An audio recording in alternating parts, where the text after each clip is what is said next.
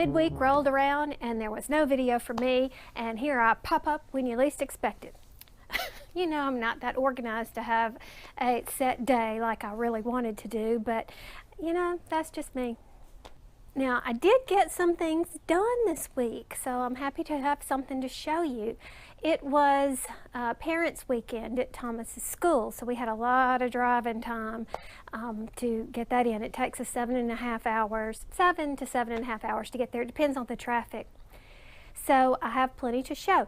But if new subscribers would indulge me just a minute, I've got 200 and something videos up here. I've been doing this for 3 years, and my old subscribers know Thomas, and they remember when he was that crazy man in my videos. So I just want to show you a little bit about our weekend. This is the main quad, as they call it, and that's me, little bitty me, right there.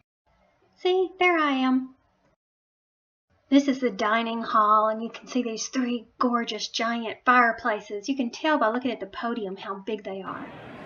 So now we're in the mess hall, and this is absolutely gorgeous. Of course, Harry Potter fans, I'm thinking about the Great Hall. But, this is the decorations, all the flags. So we got to eat lunch with our cadet. Later on this beautiful day, there was a ceremony held out in the main quad, and apparently they have recently found the remains of a World War II pilot who happened to be a Riverside graduate, so his family was there to be honored. And we saw a demonstration of the obstacle course by the Raider competition team, and we went to the homecoming game that night. Here is where they were getting ready to welcome the football players out on the field. And now, it's homecoming! They weren't going to do it. Everybody, somebody on your feet!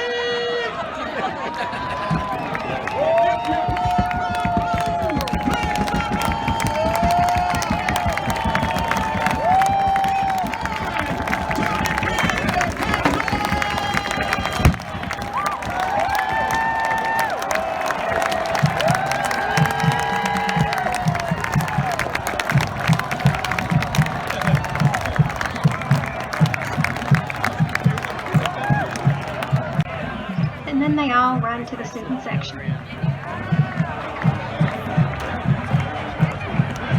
Then Saturday is what they refer to as parade, and officers were getting their swords and whatever they need. And this is called pass and review, which is when they salute to the commandant, etc., etc. Here they are relaxing in their fancy schmancy uniforms before the dedication and renaming of a different quad. This is Thomas's company, and he's dead center right now. I just thought this was a pretty picture. And here he is with Dad. Look how tall he is.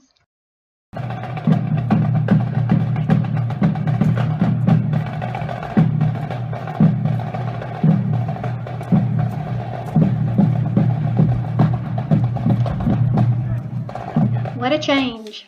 Remember this?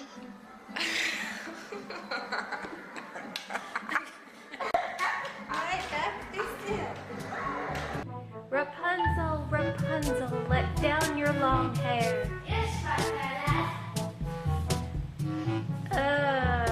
I'm gonna need a ladder. Yeah.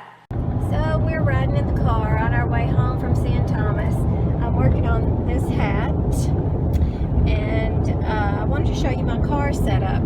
First of all, I have my handy dandy little contraption that JC's Sewing Room provided me with. Well, actually, I purchased it because I had my choice. It was really cool. Snaps onto my seatbelt. Right now, I have my vitamins in it because I hate to take my vitamins, so it takes me a really long time to get them all down. And I have my measuring tape. Don't need any scissors tucked in because I am not at that point yet. I have to keep measuring to see when I get to 5.5 inches. So I need to keep this handy. And then down here is this bag that I've packed that I just take with me on every trip. I just leave it packed. And I just noticed that I had purled 3 stitches where I needed to knit. So I have these extra crochet hooks here. I just grabbed the one I need and I fixed it and have it right here at my fingertips. I keep my pattern so it doesn't get too messed up. I have a pencil for notes, and this is a little glasses case I made ages ago, but I keep my light up glasses in here because if we travel at night, I want to be able to see. And I've got my project bag tucked in here with the yarn feeding out, and just a few other things that I need in there, but it works out pretty well. At certain times of day, nickel-plated needles can be blinding. Okay, so what did I knit in the car?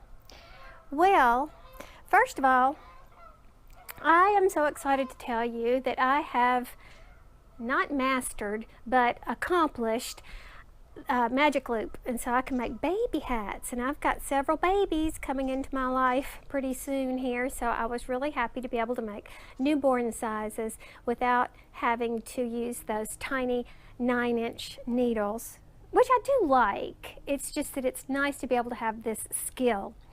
And actually I started this on the 9-inch needles, and I showed you last week, I believe. I ended up transferring into Magic Loop and giving it another go, and I actually found success. So as you can see, no ladders where you split the cords, and so this was happy ever after. This is also that yarn I was talking about. It's Charisma Baby, inexpensive acrylic, but it's so soft. And you can see that it comes out with a different pattern when knitting. You have more white space than you did with crochet. And I'll try to interject a picture of the crochet so you can see. So I was so excited with my newfound skill and more babies to knit for. So I did this pretty blue. And I started this with Magic Loop. No problem. Didn't twist anything. Everything was great. Look at me go. Oh yeah. So then I had this yarn. Couldn't get it to work to save my life. I started it, went over and over and over, kept making mistakes. Look at that ladder right there in one of my hairs. See the ladder? So I was very displeased. Now I don't know for a fact, but I think it has something to do with the fact that this is red heart. Now red heart does not bother me in the least when I'm crocheting with it, but my knitting needles hate it. Well, me and my knitting needles don't get along with it. This is some yarn that was actually a crocheted project that I hated because for some strange reason I cannot get it through my head that I do not like crochet and short color change yarn. I don't like it. Yet I keep doing it over those 200 and something videos I mentioned before. I'm just so hopeful. Maybe I'm going to like it this time. So I washed those projects, and then I ripped it all out and I started again. Some red heart is softer than others, if you've noticed, and this is not soft. It's been washed and it's still not soft, so no baby's going to get this, by the way. But it is pretty. I mean, don't you like the colors? But I had the worst time. I did not have any problem with this, and quite frankly, I can't remember what this is. I found it, it was an open skein, and I just love the color. And I don't remember what it was, but I know it wasn't red heart because I can feel it. So I'm going to give it another go with different yarn and see if that makes a difference, because this was my third try and I failed miserably. Actually, the sides here are all good. Where's that ladder? Well, this is one of the mistake at the beginning, right there. And then the other side was here. But you could see up through here, I managed as well. It was pretty well. It was only the beginnings that challenged me. And I could totally be making this red heart theory up, totally. So we'll see. So here's that hat that I was doing in the car. It's a child size hat, and the pattern is fit for a boyfriend. And it's knit 3, purl 2 ribbing all the way up. So you get lots of stretch. And it's just great. Now this yarn is Sheepish by Bernat. It's Vicky, I always want to call her Vicky Carroll because that's somebody that I know here, and that's not what her name is. Vicky Howell. So anyhow, that's what this is, and that's what I was working on in the car with those blinding, glistening needles. Okay, then I have this ton of cotton. It's the inexpensive cotton, Lily's Sugar and Cream and the Peaches and Cream, strangely enough named so similarly.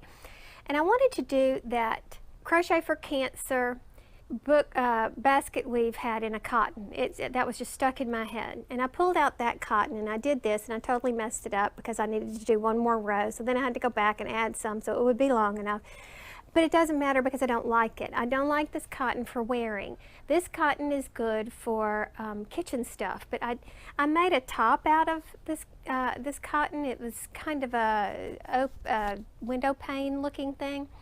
And it's comfortable enough because it's just so light. There's nothing to it. But this, I don't like the feel of it, even when washed. So I just needed to try that. But I was not happy with that. But anyhow, since I had it out, I started making some pot holders or hot pads or whatever you call them. Now I've done a tutorial for this simple pattern, and I'll put the link below or in the cards, the little eye that pops up on the screen. It's probably one of my most popular videos for a tutorial because it's so easy. It's great for beginners. It's fast, so fast as a matter of fact, that I did these two, and these are going to charity, by the way, because these people that I'm giving stuff to are very, very poor. They need everything. So, and then I did this. This was actually what I made that top out of a long time ago. And speaking of that top, in that video where I showed it, it was like 42 interruptions when I was trying to film the video and edit the video, and I left those interruptions in. And Sadie Lisa 3, I think it is, just watched it the other day, and it was actually maybe a couple years old. And she said, "I'm so glad you left those interruptions in. You can laugh at them now." And yes, that's exactly why I left them in. And I told her the story of my oldest. One time I gave him some, he had silly putty, and I told him, "Don't do anything stupid like put it in your hair." No sooner had I said that than he comes walking back in and it's stuck in his hair. So I was really angry because it takes a long time to get silly putty out. Is you need to use an oil base, something. I've heard peanut butter before, but I can't stand the smell of peanut butter. I do like peanut butter, but there's something about the smell I can't stand. So I forget what we used. It probably was a cooking oil of some sort. And it just takes a long time to get it out. So I told my daughter, "Go get the camera and take a picture of this because we're going to think this is funny later." But anyway, but that's not all. So I had this leftover skein of cotton. And, oh no, I didn't. It was not leftover. I had started, this was back in my very beginning days of knitting, and I was knitting dishcloths, although I don't use dishcloths, but it's just a good thing to practice on. And so I had really a pitiful one still attached to the skein. I had just taken the needle out and said, "Okay, that's that," and I hated it, and I just left it and shoved it. So it's really a full skein of this particular cotton. And I thought, well, let me just get this and make up some more. But it's variegated, and you know how I feel about variegation, short color changes, let me just say that, with crochet. I'm finally understanding that I just flat don't like it. So I was really hesitant to do it. And I said, you know, let me try, because with single crochet, that is the closest thing to a knit stitch you're going to get. It uses the least amount of yarn per stitch, which is what stretches the color out. And I said, this is a completely different pattern. Let me just see what it does. Now, you know that I'm an odd one, and I like to give y'all something different to watch my videos. I don't like to be just the same old all the time. And especially, I'm always trying to think of some way to be different from other people, because there are so many other people that are better than me. Why would you watch me? You know, so it's like, I might as well be different. So I'm trying to find something entertaining. So I thought to myself, these take such a short time to do. What if I did a time-lapse video? Would that be interesting? And it kind of is, but it's here. So watch this. So first I had to rip out the old knitting.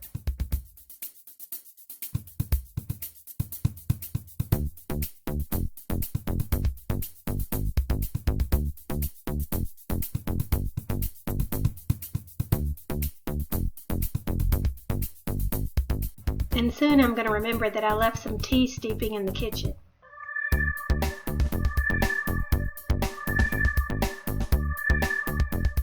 Apparently I forgot my glasses too. I never watched myself before, but my feet rarely stop.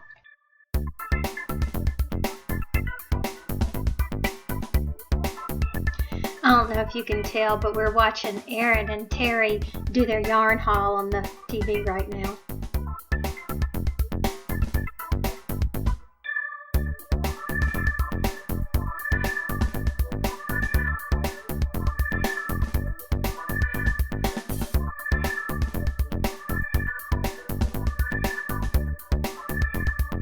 You know what else is kind of neat is that you can slowly see the sun angle change.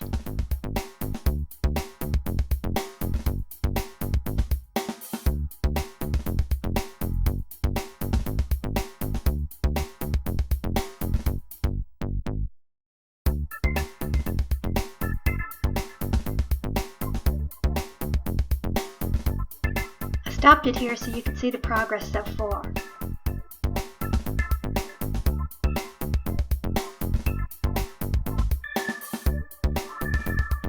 Is this boring? I found it kind of mesmerizing, but it could just be me. Smitty's sitting there because it's time for me to feed him. Let's cut a little chunk out. This is getting a little boring.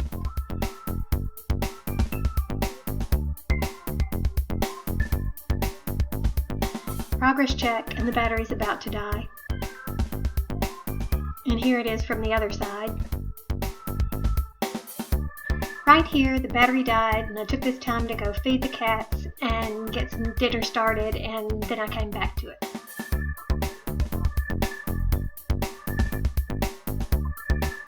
You can tell it's been a while because the sun angle has changed so much.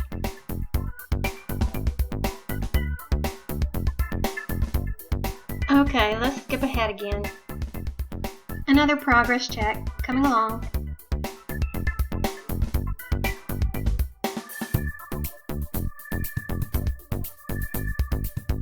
You know, where's Bentley? We haven't seen him in a while.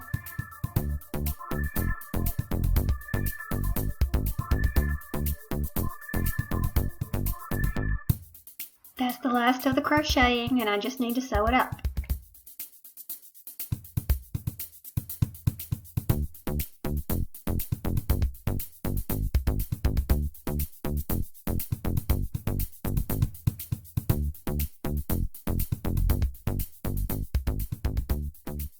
The end, pet the cat. So here's what a finished one looks like with this yarn. I believe it's called, well, I know it's called Wooded Moss, and I think it was Peaches and Cream. I don't know if it's Peaches and Cream or Sugar and Cream, but whatever. So I made 2 of these, but you saw me make 1. Now, how long do these take, Margaret? Well, you'd think that I'd be able to figure it out from that time lapse, but obviously I can't, because I just have not, I can't sit for any length of time. I am up and down and up and down, and that was pretty long. So I am estimating that it takes me approximately an hour to an hour and a half, and I'm guessing based on what I was watching. You may have noticed Erin and Terry were on the TV at one point, if you could see part of Erin's shirt. And I know that was a 27-minute video. And then I had watched the end of another movie and part of something else, and I'm just guessing that the total amount of time it took me, and I'm not the fastest crocheter on earth, was about an hour and a half. So these are great little gifts to put with other things, you know, but for whatever. Tutorial will be in the description box below if you're interested. There also are links to written patterns that are slightly different from what I provided, but pretty close all the same. So there's that.